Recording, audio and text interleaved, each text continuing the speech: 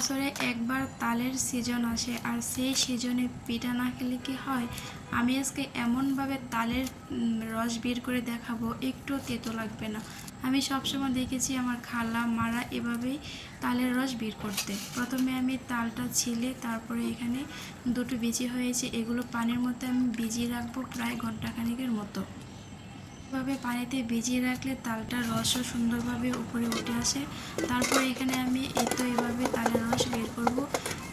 তালের রস বের করলে একটু তালের খোসা যাবে না রসের সাথে। আমি সবগুলো বের করে নিয়েছি, দেখেন কতটা সুন্দর হয়েছে আমার তালের রসগুলো।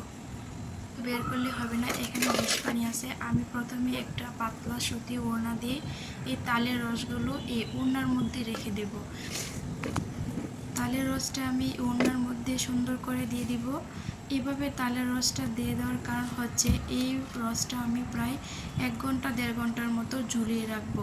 তাতে দেখা যাচ্ছে তালের যে বিষ পানিটা, সাদা সাদা পানিটা, সেটা পড়ে যাবে, আর শুধু খাঁটি তালের রসটা রয়ে যাবে। তেতো অংশ পড়ে যাবে আর যেটা ভালো অংশ সেটা রয়ে যাবে। আপনারা দেখেছেন আমি কীভাবে ঝুলিয়ে রেখেছিলাম প্রায় ঘন্টাখানেকের মতো। এখন আমি সেই রসটা বের করে নিচ্ছি।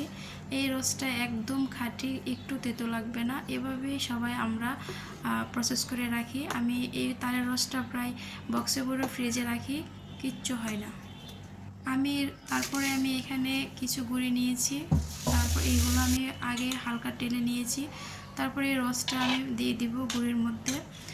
এখানে আমি হাত দিয়ে ভালো করে তালের সাথে মিশিয়ে নেব।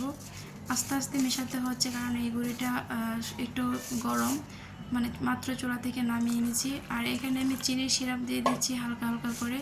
আমি এভাবে ডোটা তৈরি করে ফেলবো, হাত দিয়ে আস্তে আস্তে করে ডোটা তৈরি করব, যাতে একটা সফট ডো তৈরি হয়। এর পিঠাটা বানাতে গেলে এই ডোটা যত সফট হবে তত পিঠা সুন্দর হবে। তারপর আমি বেশি একটা পারফেক্টভাবে করতে পারিনি, আমার কাছে মনে হয়েছে আমি ফেটে গিয়েছিল একটু একটু করে পিঠা বানানোর সময়।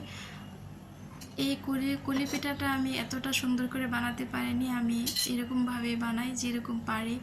আমি এত সুন্দর করে পিঠা কোনোভাবে বানাতে পারিনি। আমি পিঠা বানানোর পারদর্শী না, মিথ্যা কথা বলবো না। তারপরে যতটুকু পারি ততটুকু পরিবারকে বানিয়ে খাওয়ানোর চেষ্টা করি। এভাবে আমি সবগুলো পিঠা বানিয়ে নেব। তাল দিয়ে এই পুলি পিঠাটা আমার কাছে সবচেয়ে ভালো লাগে, আর এই পিঠাটাই আমি সবচেয়ে বানানোর চেষ্টা করি। সবগুলো পিঠা বানানো আমার হয়ে গেছে। আমি এখন এই যে গরম পানির মধ্যে স্ট্রেনারটা দিয়ে দিলাম, এটার মধ্যে আমি ভাপ দেবো আর কি পিঠাগুলো। আমার পিঠাগুলো সিদ্ধ হতে প্রায় 40 মিনিটের মতো লেগেছে। আমি একটু মিডিয়াম জাল করে দিয়েছিলাম, আর এত সুন্দর পিঠাগুলো সিদ্ধ হয়েছে। একটা ভেঙে আমি আপনাদেরকে দেখাচ্ছি, খুবই নরম, খুবই সফট, সে ভালো।